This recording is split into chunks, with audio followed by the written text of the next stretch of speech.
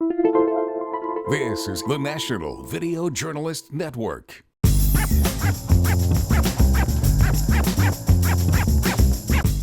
Welcome to My Long Island TV. From Manhasset to Montauk, we've traveled our communities to bring you the following events. I'm your host, Waldo Cabrera. My Long Island TV starts now.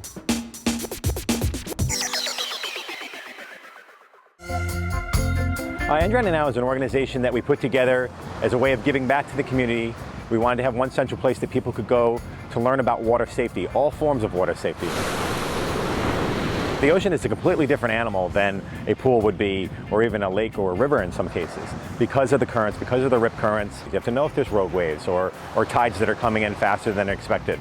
Well, a rogue wave isn't like you see necessarily a tidal wave where you're going to get this 100-foot wave unannounced, but it can be a wave that all of a sudden just comes up higher, and the surf comes higher than you normally expect. The tide's coming in, and it just might have been a bump in the water out in the ocean that's now kind of channeling through. It's building up energy, and as it comes into shore, it's traveling further than it was expected. You might be sitting here on a blanket or have your kid right in front of you and not really be paying attention. All of a sudden, their feet in the water or their bodies in the water, and they could get knocked over. So that's why we always say to always keep the ocean in front of you, so that you could see what's coming and be aware of it. Out here on the ocean, the number one reason for most of our rescues is from rip currents. Outside of that, we get some people who are intoxicated and have other types of medical conditions in the water. But the primary reason for most of our rescues are from rip currents. Rip currents are actually really interesting things. Obviously, the ocean floor consists of sand, and as waves crash towards the beach and then go back out towards the water, the bottom of the ocean floor starts to shift around and sand starts to move. What eventually ends up happening in certain locations across any beachfront is that a sandbar will build up. But what ends up happening and how rip currents are actually formed most of the time is that there's a break in that sandbar. And when that sandbar collapses or breaks, it creates a channel, and all the water that's rushing towards the beach and then eventually goes back out wants to funnel out in the deepest location, and that deepest location would be where that break is in that sandbar. If you think you're caught in a rip current, my advice for you is to swim parallel to the shore. If you try to swim straight in towards the beach, it's going to be like being on a treadmill. You're either only going to go backwards or stay right in place. So my recommendation would be turn parallel to the shore, swim like 10 or 15 strokes to the side, then turn straight back in, face the beach, and then start to swim in. Mixing alcohol and drugs with swimming, especially in any environment, the results, they can be deadly.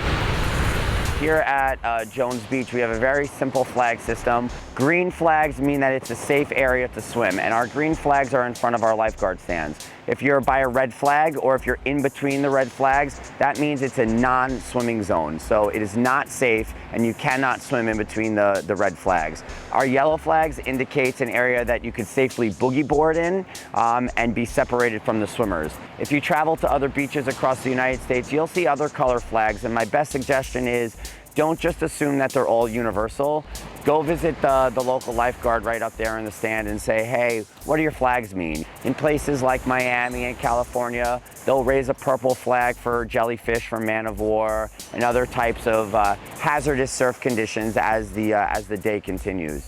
The buddy system is everything. Even as lifeguards, where we train and swim every single day, we never really even go out alone ourselves. Anything could happen to anybody. Swim with a friend, preferably someone who's got equal ability as you. It's a good safety system. Camps all across the world and all across the United States use buddy systems. It's a safety thing. That way everybody's accounted for. And we recommend the same thing on the ocean, Always go in the water with a friend. Always swim in front of a lifeguard stand. Never go in the water by yourself.